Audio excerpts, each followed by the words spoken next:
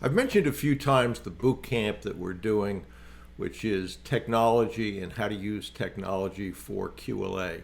And we finished that up this past Wednesday. So those 7 weeks are done. There's recordings if you're interested. brucewhipple.com/2021. But one of the important things that we went through this past week was on how to run the business. And everybody gets excited about doing deals. They want to do a deal. They should do a deal. We've talked about how to go after those deals, how many to have before you have your first board meeting, et cetera, et cetera. But once you have an acquisition done, you need to make sure that that acquisition is successful and runs successfully. That doesn't mean that you have to do it. In fact, you shouldn't do it. But it does mean that you have to manage those people that are running the business. You have to set expectations. You have to have management systems that report back what's happening with the business on essentially a real-time basis so that you can not get to the end of a quarter and say, well, that sure sucked. You're looking at that business, you're looking at the metrics week by week. If things are a problem, you're knowing about the problem, you're asking how people are going to solve that problem. So again, you don't have to be day to day in the business, and you shouldn't, but you absolutely should be managing the people who manage the business. Well, why is that important? It's important for a few reasons. One, your track record through this whole process with your board, with your financial partners, with your professional partners, they are still evaluating this whole situation. So you want to be able to point to that first acquisition and explain that it was a success.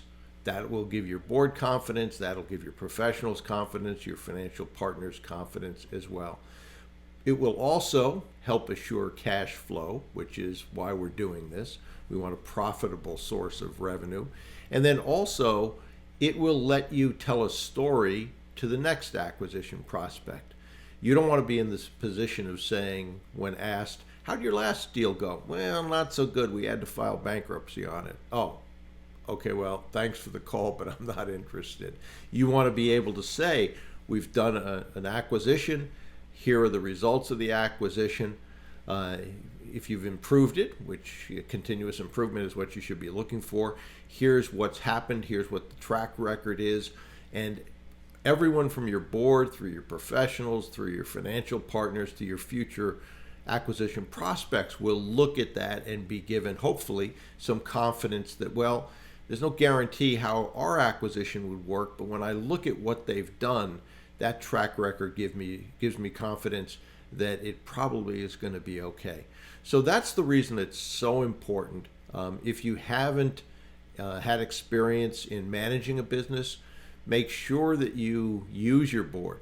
Make sure that you get their input. Many of those, if not all of them, should have had that kind of experience in running businesses. This will be new for you, but their wisdom will help you avoid mistakes that you would otherwise make. But critically important, how you run that business. So if you're going through the process, and many of you aren't yet to the stage of running the business, but there's a reason that we included that in week 7. I included management tools in there that would help you run a business, but really, really critically important.